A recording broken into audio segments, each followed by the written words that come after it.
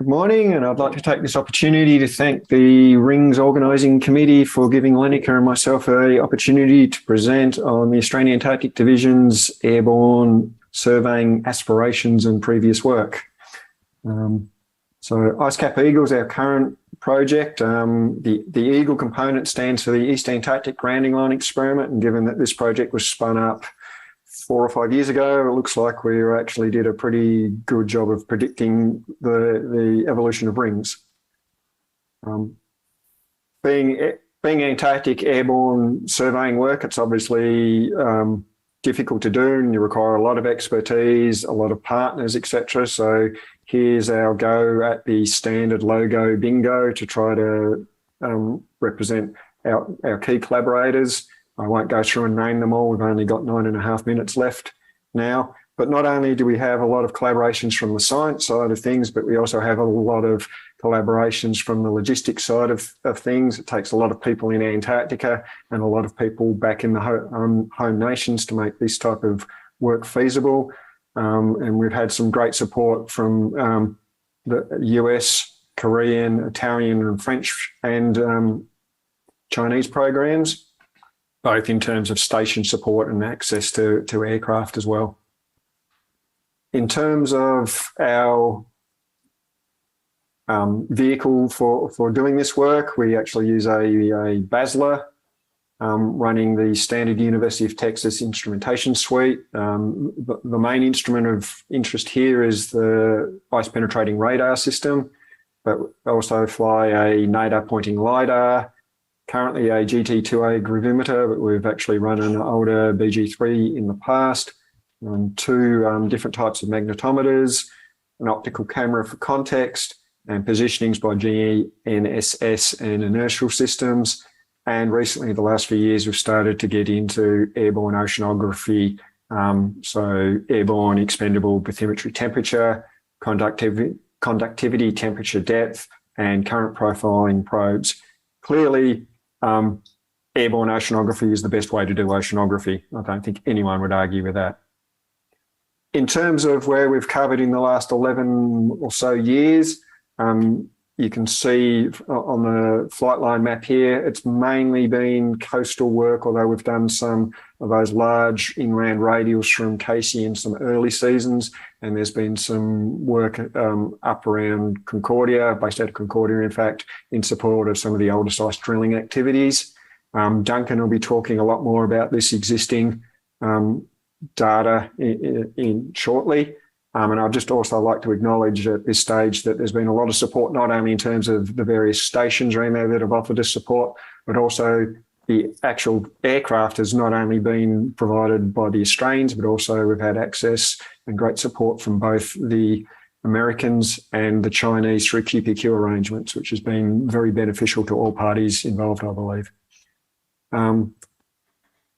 This slide from Jamin just highlights the recent move into airborne oceanography, which is work that Jamin has spearheaded.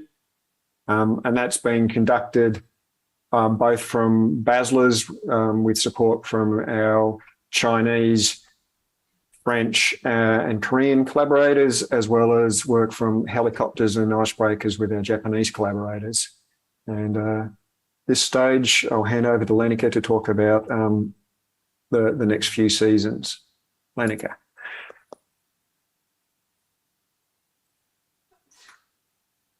Thank you, Jason. Just bringing up the slides. Yeah, so going forward, ICECAP has provisional support for 3 coming field seasons, and each of those 3 have a slightly different focus, but they're mostly looking at filling in some of those gaps, for instance, around the Shackleton Queen Mary coast and the George V coast, where there hasn't been quite such detailed survey work done recently, looking at those ice shelf changes. The graphic we've got here basically is outlining where there is existing data, not just our ICECAP data, of course, but all the different kinds of data that have gone into the bed machine product. And some of these, you can see there's still gaps, but also some of these might be quite out of date by now too. So onto the 3 field seasons and their focus. We have one that will be based out of Casey, but focusing on looking at that western half of the Shackleton ice shelf. From Casey, the western half is actually pretty difficult to get to and actually have time to survey, just because of the distance. So we're looking at refueling at Bunga Hills and then being able to continue to do actual survey work from there. So again, this will be also be doing oceanography using the airborne expendable sondes. But again, these are the detailed surveys looking at grounding line and changes to the ice shelf. The other place where we're doing that similar kind of focus season would be looking at the Oates and Georgia Fifth Coast. And this one might have to be based out of a remote field camp. So again, detailed survey of those coastal regions and doing oceanography with the AXPTs. And finally, we also have another season which is more focused again on oceanography and taking a snapshot of what the entire eastern side of coast of Antarctica is looking like in one season. This will be based at multiple stations, and so of course requires support from all our partners, as Jason explained before, and looks at doing radar survey and ocean deployments from all the way from around Murray and Kelly all the way through to Shower Station.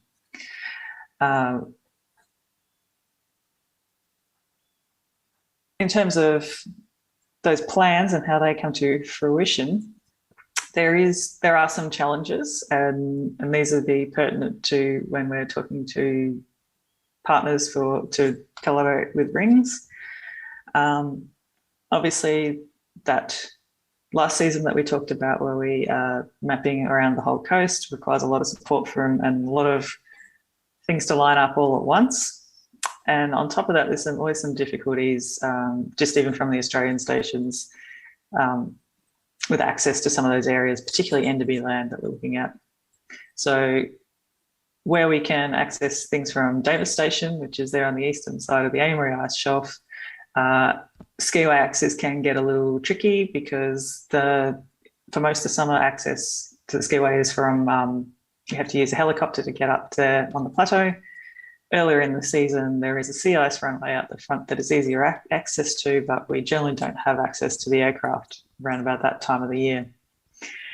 Similarly, to reach even further around Shower Station, while we might be able to refuel at Mawson, we generally can't overnight the aircraft there because it's very windy conditions and no one likes to take those risks with the airframe. So these are some of the challenges that we face for these coming seasons. And we're in discussions with some of our partners about how we can make the most of the facilities we've got and complete that coverage.